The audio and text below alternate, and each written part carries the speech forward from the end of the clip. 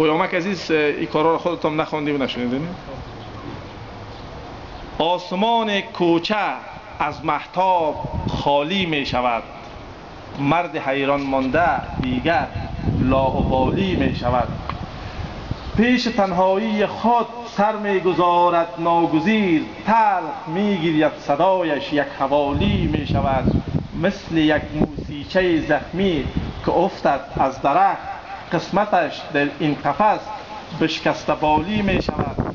دختری که رنگ بازار دل یک مرد بود، رفته رفته رنگ های نقش قالی می شود.